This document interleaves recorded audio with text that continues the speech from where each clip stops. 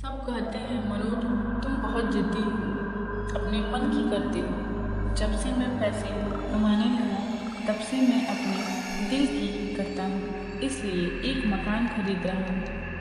सबने मना किया था यह घर खरीदने से, क्योंकि पास में ही एक कब्रिस्तान था। लेकिन क्या मुर्दा लोगों की वजह से जिंदा लोग जीना छोड़ देंगे?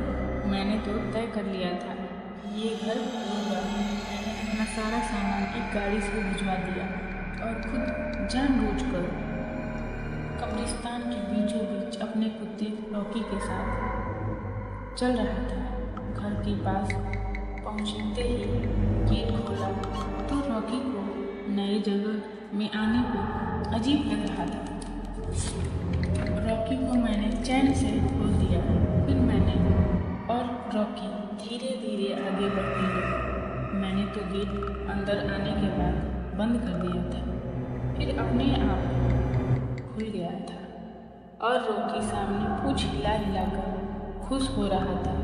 जो अभी तक परेशान था वो खुश था जैसे उसका मालिक मैं नहीं कोई और रह रहकर वह मिट्टी चाट रहा था। कुत्ते अपना इलाज खुद करते हैं। मैंने कई बार रॉकी को घास खाते मिट्टी चाटते देखा था, इसलिए मैं फिर अंदर चला गया। घर में घुसते ही एक चीज़ बहुत अजीब था। जब मैं इसे देखने आया था और अब ही से बहुत अलग लग रहा था। पूरे घर में सड़क और सीमेंट की बदबू थी। पूरा घर धूल मिट्टी से चारों तरफ भरा हुआ था। सन्नाटा तो था, पर एक चीज़ अलग थी, वहाँ अकेले मैं नहीं था। नई जगह पर ऐसा होता है, यह सोचकर मैंने सारा काम किया, साफ सफाई की, सजाया और फिर अपने कमरे में सोने चला गया। सुबह सभी रिश्तेदारों और ऑफिस के लोगों को पार्टी दी थी। खुशी इस बात की थी कि सभी लोग आए हुए थे।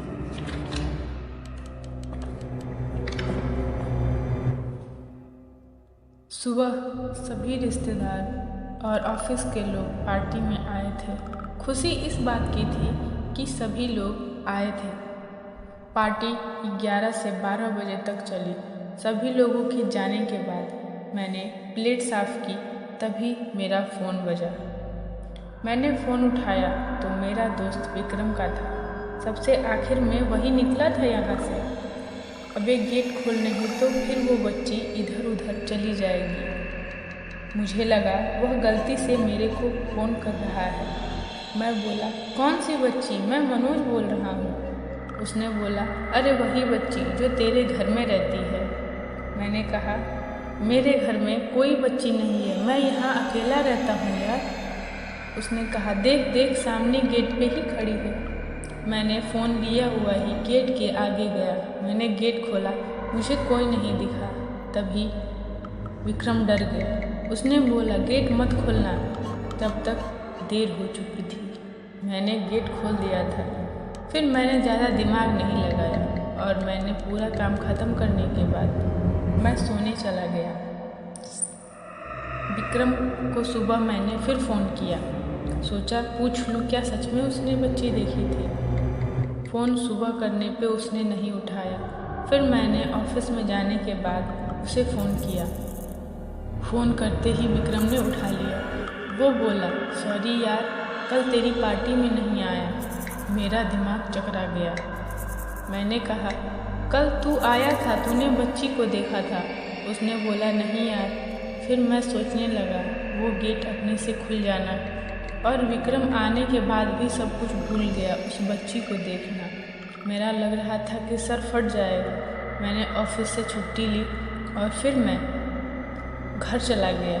घर जाते ही देखा मेरी आंखें फटी की फटी रह गईं। मेरे घर में एक बच्ची खेल रही थी रॉकी के साथ और मेरे दरवाज़ा खोलते ही वह चुप हो गई और मेरी तरफ देखा।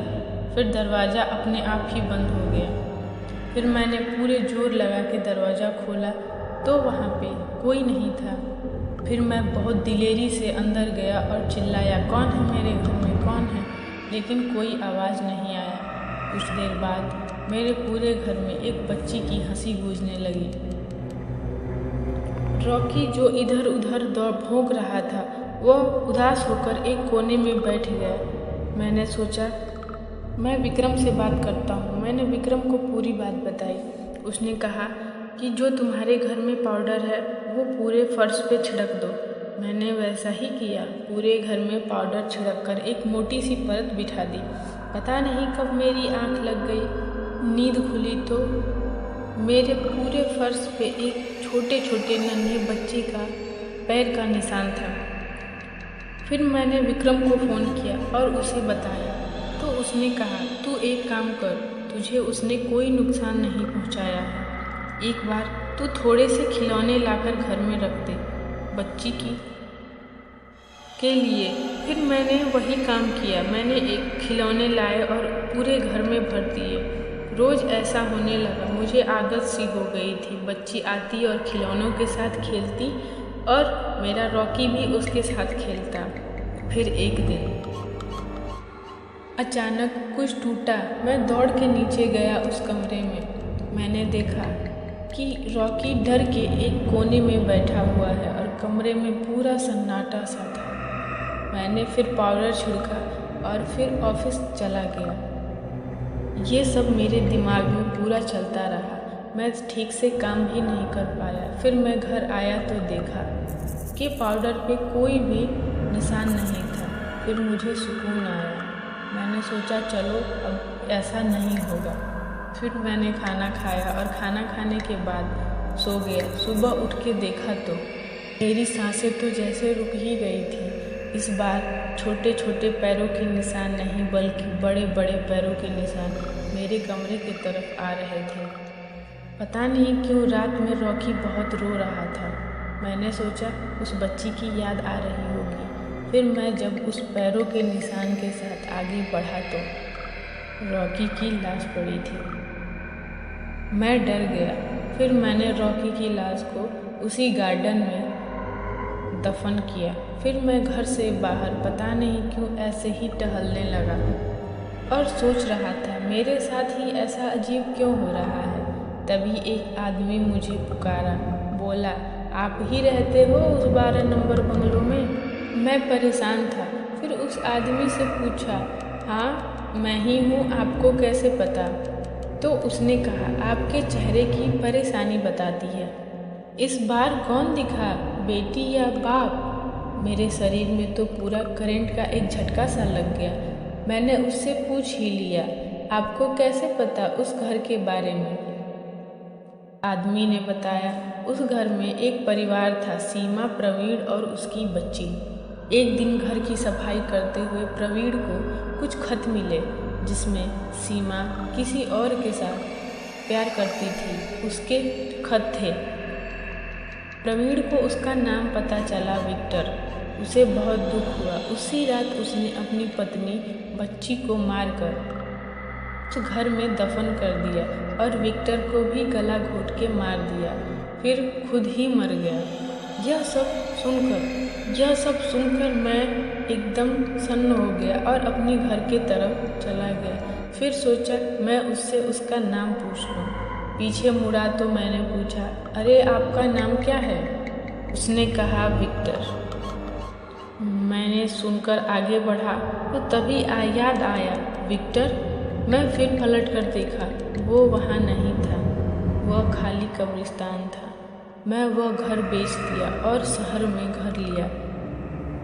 विक्टर वही जिसे प्रवीण ने मार दिया था, सीमा का प्रेमी। मैंने वो घर बेच दिया।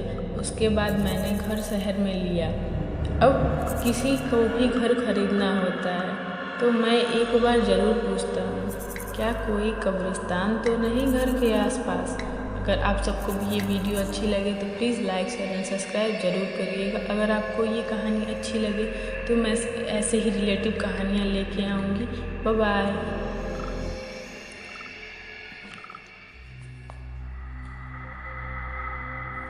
रॉकी जो इधर उधर भौंक रहा था वह उदास होकर एक कोने में बैठ गया। मैंने सोचा मैं विक्रम से बात करता हूँ। मैंने विक्रम को पूरी बात बताई। उसने कहा कि जो तुम्हारे घर में पाउडर है वो पूरे फर्श पे छिड़क दो। मैंने वैसा ही किया, पूरे घर में पाउडर छिड़क कर एक मोटी सी परत बिठा दी। पता नहीं कब मेरी आंख लग गई, नींद खुली तो मेरे पूरे फर्श पे एक छोटे छोटे नन्हे बच्चे का पैर का निशान था। फिर मैंने विक्रम को फ़ोन किया और उसे बताया तो उसने कहा, तू एक काम कर, तुझे उसने कोई नुकसान नहीं पहुंचाया है। एक बार तू थोड़े से खिलौने लाकर घर में रख दे बच्ची के लिए। फिर मैंने वही काम किया। मैंने एक खिलौने लाए और पूरे घर में भर दिए। रोज़ ऐसा होने लगा, मुझे आदत सी हो गई थी। बच्ची आती और खिलौनों के साथ खेलती और मेरा रॉकी भी उसके साथ खेलता। फिर एक दिन अचानक कुछ टूटा। मैं दौड़ के नीचे गया उस कमरे में। मैंने देखा कि रॉकी डर के एक कोने में बैठा हुआ है और कमरे में पूरा सन्नाटा सा था। मैंने फिर पाउडर छिड़का और फिर ऑफिस चला गया। ये सब मेरे दिमाग में पूरा चलता रहा। मैं ठीक से काम भी नहीं कर पाया। फिर मैं घर आया तो देखा कि पाउडर पे कोई भी निशान नहीं था। फिर मुझे सुकून आया। मैंने सोचा चलो अब ऐसा नहीं होगा। फिर मैंने खाना खाया और खाना खाने के बाद सो गया। सुबह उठ के देखा तो मेरी सांसें तो जैसे रुक ही गई थी। इस बार छोटे छोटे पैरों के निशान नहीं बल्कि बड़े बड़े पैरों के निशान मेरे कमरे की तरफ आ रहे थे। पता नहीं क्यों रात में रॉकी बहुत रो रहा था। मैंने सोचा उस बच्ची की याद आ रही होगी। फिर मैं जब उस पैरों के निशान के साथ आगे बढ़ा तो रॉकी की लाश पड़ी थी।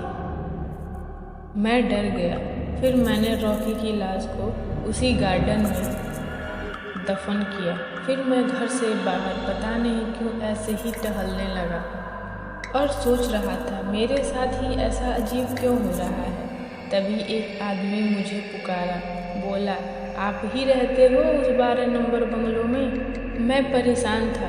फिर उस आदमी से पूछा, हाँ मैं ही हूँ, आपको कैसे पता?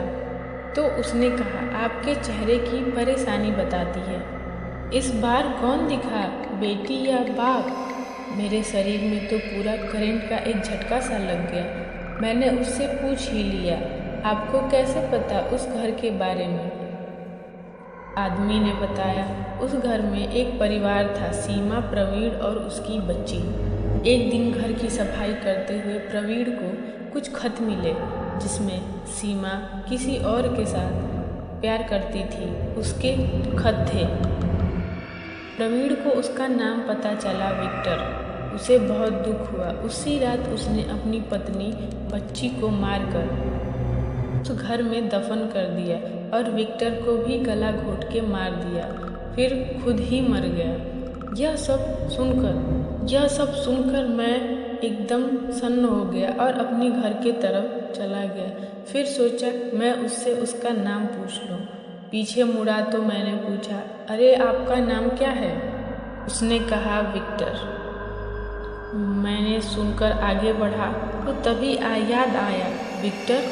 मैं फिर पलट कर देखा, वो वहाँ नहीं था। वह खाली कब्रिस्तान था। मैं वह घर बेच दिया और शहर में घर लिया। विक्टर वही जिसे प्रवीण ने मार दिया था, सीमा का प्रेमी। मैंने वो घर बेच दिया। उसके बाद मैंने घर शहर में लिया। अब किसी को भी घर खरीदना होता है तो मैं एक बार ज़रूर पूछता हूँ, क्या कोई कब्रिस्तान तो नहीं घर के आसपास?